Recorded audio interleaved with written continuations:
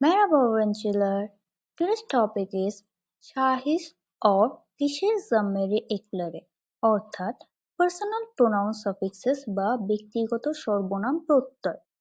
চলুন দেখা যাক তুর্কি ভাষায় ব্যক্তিগত সর্বনাম প্রত্যয় বা personal pronoun suffixes মানে কি? What is şahıs or kişi zamiri? Words that can be used instead of the names of real persons are called şahıs kişi zamiri in Turkish. Unlike other pronouns, personal pronouns are used only for people. Personal pronouns are used instead of nouns. মানে প্রকৃত ব্যক্তির নামের পরিবর্তে ব্যবহার করা যেতে পারে এমন শব্দগুলোকে তুর্কি ভাষায় কি বলা হয়? şahıs অথবা kişi zamiri। অন্যান্য সর্বনাম থেকে ভিন্ন ব্যক্তিগত সর্বনাম শুধুমাত্র মানুষের ক্ষেত্রে ব্যবহৃত হয় আর বিশেষ্যের পরিবর্তে ব্যক্তিগত সর্বনাম ব্যবহার করা হয়। আমরা জানি যে কোনো নাউনের পরিবর্তে প্রোনাউন ইউজ করা হয়, সেই একই কথা। দেখা যাক তাহলে তুর্কি ভাষায় পার্সোনাল প্রোনাউন বা ব্যক্তিগত সর্বনামগুলো কি কি। There are 6 different personal pronouns in total, singular and plural অর্থাৎ একবচন ও বহুবচন মিলে টোটাল 6টি পার্সোনাল প্রোনাউন আছে তুর্কি ভাষায়। সিঙ্গুলার গুলি হচ্ছে ben অর্থাৎ আই বা আমি, sen অর্থাৎ ইউ বা তুমি, ও অর্থাৎ হি বা সি বা সে।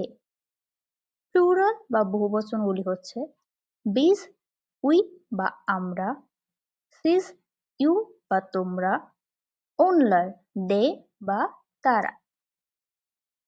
şahıs zamiri ekleri বা পার্সোনাল প্রোনাউন সাফিক্সেস অর্থাৎ ব্যক্তিগত সর্বনাম প্রত্যয়। আমরা জানি যে তুর্কিতে ভাষায় সাফিক্সেস বা প্রত্যয়গুলো কি করে? শব্দের শেষ সর্বনামের উপর নির্ভর করে যুক্ত হয়। তুর্কি ভাষায় şahıs zamiri ekleri চৌমুখী স্বরধ্বনি সাদৃশ্যের নিয়ম অনুসরণ করে অর্থাৎ 4-way vowel harmony ফলো করে। şahıs zamiri ekleri tablosu অর্থাৎ table of personal pronoun suffixes. আমরা টেবিলটিতে দেখতে পাচ্ছি যে ফার্স্ট রোতে লাস্ট ভাওয়াল গুলো দেওয়া আছে, অর্থাৎ শব্দের শেষ ভাওয়াল যদি আ, এ, ই, ও, উ হয় সেক্ষেত্রে সাফিক্স গুলি কি রূপে হবে। আর ফার্স্ট কলামে প্রোনাউন গুলি অর্থাৎ জামির গুলি দেওয়া আছে বেন, সেন, ও, বিস, সিস, ওনরা। তো আমরা প্রথম কলাম এবং রো থেকে দেখতে পাচ্ছি যে যদি পেন দিয়ে কোনো বাক্য গঠন করা হয় সেক্ষেত্রে শব্দের শেষ অক্ষরটি যদি আ বা এ ভাওয়েল দিয়ে শেষ হয় সেক্ষেত্রে সাফিক্স আকারে বসবে। ব্র্যাকেটে আমরা বাফার লেটার ইয়ে দেখতে পাচ্ছি। এক্ষেত্রে যদি ভাওয়াল দিয়ে শেষ হয় সেক্ষেত্রে বাফার লেটারটি যুক্ত হবে, আর যদি কনসোনেন্ট দিয়ে শেষ হয় সেক্ষেত্রে শুধু বসবে। উদাহরণের মাধ্যমে আমরা আরো বিস্তারিত জানতে পারবো। একইভাবে সেনের ক্ষেত্রে সিন, সিন, সুন, সুন এখানে কোনো বাফার লেটার ব্যবহার করা হয়নি, তাই কনসোনেন্ট বা ভাওয়াল যা দিয়ে শব্দের শেষ হোক না কেন সিন, সিন, সুন, সুন বসবে, তবে অবশ্যই শেষ অক্ষরের উপর নির্ভর করে।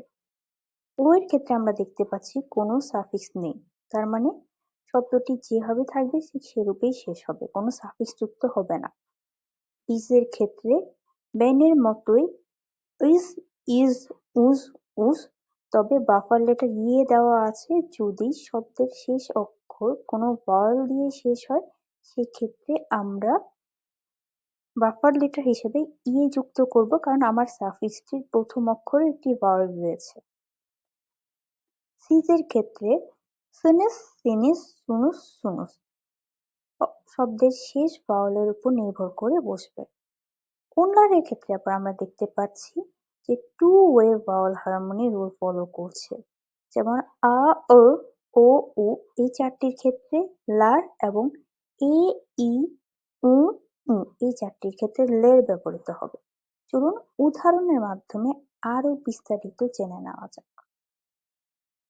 অনেক আমরা ফার্স্ট উদাহরণটি দেখতে পাচ্ছি ব্যান ওরিঞ্জি হিম, মানে আই এম আ স্টুডেন্ট বা আমি একজন ছাত্র।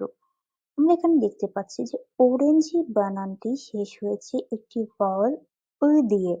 আর আমরা কিছুক্ষণ আগে জেনেছি যদি ভাওয়াল দিয়ে শেষ হয় শব্দটি সেক্ষেত্রে আমরা সাফিক্সের সাথে একটি বাফার লেটার ইয়ে যোগ করব। আমার ব্যানের সাফিক্স ছিল ইম এবং অরেঞ্জিতেও শেষ অক্ষর একটি ভাওয়াল ই রয়েছে, সেজন্য আমরা মাঝে একটি বাফার লেটার ইয়ে যোগ করছি যেহেতু তুর্কি ভাষায় দুটি ভাওয়াল পাশাপাশি ব্যবহৃত হয় না। নাম্বার 2 আমরা দেখতে পাচ্ছি সেন, অরেঞ্জি, সেন। আমরা জানি সেন এর ক্ষেত্রে পার্সোনাল প্রোনাউন সাফিক্স হয় সিন যদি শেষে ই থাকে। নাম্বার 3 ও, অরেঞ্জি। আমরা জেনেছি যে ও এর ক্ষেত্রে কোনো রকমের সাফিক্স ব্যবহৃত হয় না, অর্থাৎ পার্সোনাল প্রোনাউনের ক্ষেত্রে ও এর ক্ষেত্রে কোনো ধরনের সাফিক্স নেই। নাম্বার 4 বিস, অরেঞ্জি, ইজ। ঠিক বেনের মতো একই রকম অরেঞ্জি বানানের শেষে একটি ভাওয়াল ই রয়েছে এবং সাফিক্স আকারে বীজের ইজ রয়েছে। তবে ইজ যেহেতু ই দিয়ে অর্থাৎ একটি ভাওয়াল দিয়ে শুরু সেজন্য বাফার লেটার হিসেবে আমরা মাঝে একটি ইয়ে ব্যবহার করেছি, অর্থাৎ অরেঞ্জির শেষ ভাওয়াল ই এবং সাফিক্সের প্রথম অক্ষর হিসেবে ঐ রয়েছে একটি ভাওয়াল, যার কারণে দুটি ভাওয়ালের মাঝামাঝি একটি বাফার লেটার ইয়ে ব্যবহার করা হচ্ছে এখানে। নাম্বার 5 সিজ, অরেঞ্জি, সেনেস। আমরা জানি সিজ এর সাফিক্স হিসেবে যদি শব্দের শেষ অক্ষর এ বা ই থাকে সেক্ষেত্রে সিনিস হবে। ওনলার, ওরেঞ্জিলার। আমরা জেনেছি যে ওনলারের ক্ষেত্রে two way vowel harmony follow করা হয়। যদি শব্দের শেষ অক্ষরে এ, ই, ও, থাকে সেক্ষেত্রে আমরা লের ব্যবহার করব। এখানেও ঠিক তেমনই ওনলার, ওরেঞ্জিলার, যেহেতু ওরেঞ্জি বানানের শেষ অক্ষরটি একটি ভাওয়াল ই রয়েছে। নাম্বার 7 বেন ইয়োরগুনুম, অর্থাৎ আই এম টায়ার্ড বা আমি ক্লান্ত। এখানে ইয়োরগুন শব্দটি শেষ অক্ষরে একটি কনসোন্যান্ট এন রয়েছে, যার কারণে আমরা ডিরেক্ট সাফিক্স আকারে ব্যবহার করেছি, কোনো বাফার ডেটা ইউজ করিনি। ইয়োরগুনের শেষ ভাওয়াল আকারে রয়েছে। আর আমরা জানি বেনের ক্ষেত্রে যদি শব্দের শেষ ভাওয়াল ও বা থাকে সেক্ষেত্রে সাফিক্স আকারে ব্যবহৃত হবে। নাম্বার 8 স্যান ইয়োরগুন সুন।